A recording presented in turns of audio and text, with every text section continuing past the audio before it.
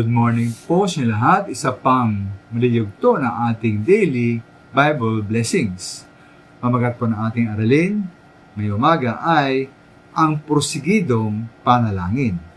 Ang porsigidong panalangin. Minsan mga minamahal, ang panalangin ay parang mahirap gawin.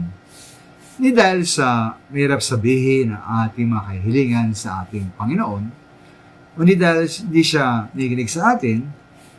Maaaring kumisan po mahirap manalangin dahil nausubok at nahamon nito ang ating pananampalataya at pagpupursigi. Tayo ba'y patuloy na manalangin o susuko at tigil na lamang? Ito po nangyari po kay Bartimeo na isang bulag na naglilimos sa Mark chapter 10 ng Biblia. Na marinig niya na nagdaraan ng Panginoon Yesus, sumigaw siya ng sumigaw. Ngayon sa verse 47 ng kapitulo, doon, siya sumigaw, Jesus, anak ni David, mahabag po kayo sa akin. Ngayon sa verse 48 po, pinagsabihan siya ng mga taong naroon upang tumahimik.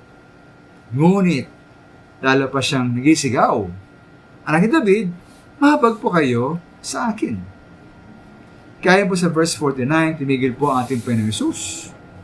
Pinilapit sa kanya si Bartimeo at tinanong siya ng Panginoon Yesus kung ano ang gusto niya gawin niya para sa bulag. At ayon sa verse 52, sinabi ng Panginoon Yesus na magaling na si Bartimeo dahil sa kanyang pananampalataya. Noon din nakakita siyang muli at sumunod sa ating Panginoon Yesus. Katulad po narinig po ng dating bulag na Bartimeo mula sa mga tao. Napagkasabihan siya ng mga naroon na upang tumahimik.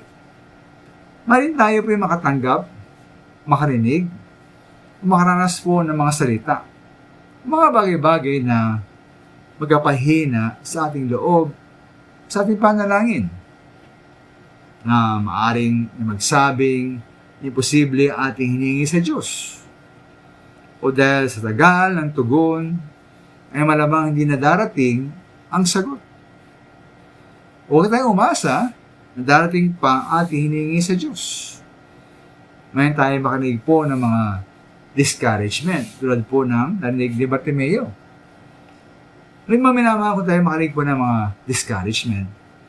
Adibuntularan si Bartimeo. Lalo pa tayong sumigaw, lalo pa tayong manalangin sa ating Diyos. Maraming salamat po.